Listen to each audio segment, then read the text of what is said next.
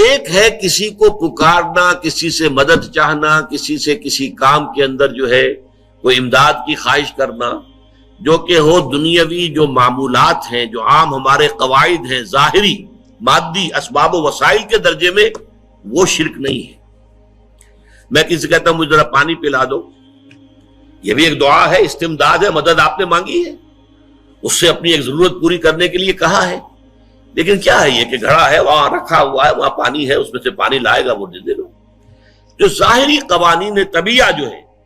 ان کے دائرے کے اندر اندر کوئی دعا، کوئی استمداد، کوئی استعانت، کوئی استغاثہ، اس میں کوئی حرج نہیں۔ غیبی اعتبار سے کسی کے ساتھ بھی کوئی دعا کی جائے گی اللہ کے سوا، وہ شرک ہے۔ وہ استدعا ہو، استغاثہ ہو، استعانت ہو، استمداد ہو، استنصار ہو،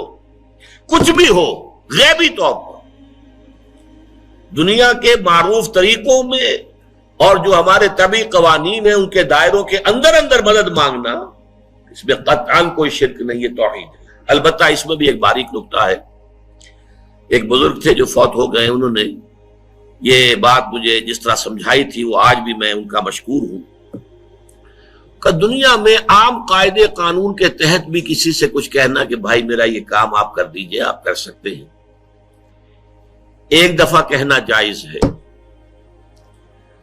دوسری مرتبہ یاد دلا دینا کہ شاید بھول گئے، وہ بھی جائز ہے، تیسری مرتبہ کہنا شرک ہو جائے گا۔ تم نے یہ سمجھا ہے کہ تمہارا کام یہی کر سکتا ہے، کام کرنے والا تو اللہ ہے۔ لا فاعل فی الحقیقت ولا مؤثر الا اللہ، حضور نے فرمایا کہ اگر تمہیں جوتا باندھنے کا تسمہ درکار ہو تب بھی اللہ سے مانگو، کسی کے سامنے سوال کا جو ہاتھ جو ہے وہ دراز نہ کرو۔ اللہ نے تمہیں ایک عزت نفس دی ہے، اس عزت نفس کو ڈھیلا نہ بناؤ، کسی کے سامنے جو ہے اپنا ہاتھ پھیلا دینا، اپنی عزت نفس جو ہے تو ختم کر دینا ہے، مت مانگو کسی سے کچھ۔ لیکن یہ کہ ٹھیک ہے دنیا میں کام چلتا ہے۔ حضور کا شکی شان تو یہ تھی کہ اگر آپ سواری پر ہوتے تھے اور آپ کی چھڑی گر گئی تو سواری کو بٹھا کے اس سے اتر کر چھڑی خود اٹھاتے تھے، آپ کسی اپنے ساتھی سے یہ نہیں کہتے تھے کہ میری چھڑی پکڑا دو گے۔ آپ کی تو غیرت کا عالم جو ہے وہ بہت بلند تھا، بہت بلند تھا، بہت بلند تھا۔ لیکن دنیاوی عام طریقے سے یہ کہ ٹھیک ہے بھئی آپ ایک کام ہے آپ کر سکتے ہیں، یہ کر دیجیے، اس نے کہہ دیا ٹھیک ہے میں کروں گا، پھر بھول گیا یا کچھ اور ہوا، دوسری مرتبہ یاد دہانی کرا دی، تیسری مرتبہ جو ہے انہوں نے کہا کہ پھر اس میں شرک کی بو آنے لگتی ہے کہ معلوم ہوتا ہے کہ آپ نے سمجھا ہے کہ اسی کو اختیار حاصل ہے، یہی مقتدر ہے، اسی کو آپ کا کام کرنے کا جو ہے وہ پوری قوت اور قدرت حاصل ہے، اور یہ چیز جو ہے یہ شرک کی بو اس میں سے آنی شروع ہو جاتی ہے۔ لیکن یہ ہے معاملہ سارا جو اسباب عادیہ کے تحت، اس سے ماورا آپ کسی کو نہیں پکار سکتے۔ دیکھیے سب سے بات نکتے کی بتا دوں آپ کو، فرشتے کو تو ہم مانتے ہیں نا، حضرت شیخ عبد القادر جیلانی رحمۃ اللہ علیہ کی روح ہے یا نہیں ہے، سنتی ہے نہیں ہے، حاضر ہے کہ نہیں ہے، ناظر ہے کہ نہیں ہے، 100 اختلاف ہو جائیں گے، اختلافات کی تو گنجائش ہے نا۔ فرشتہ ہے یا نہیں ہے، وہ تو فرشتہ تو ہے،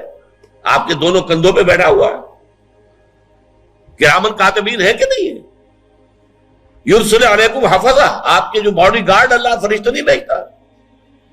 لیکن آپ فرشتے سے بھی نہیں کہہ سکتے کہ میرا یہ کام کرو۔ فرشتے کے وجود پہ تو کوئی شک نہیں ہے، یا جبرائیل میرا یہ کام کرو، قطعاً نہیں، غلط، شرک۔ لا تدعو مع اللہ احدا، اللہ کے سوا پکارنا کسی کو نہیں ہے، دعا کسی سے نہیں ہے، استغاثہ کسی کا نہیں ہے، استعانت کسی سے نہیں ہے، استمداد کسی سے نہیں ہے، استنصار کسی سے نہیں ہے سوائے اللہ۔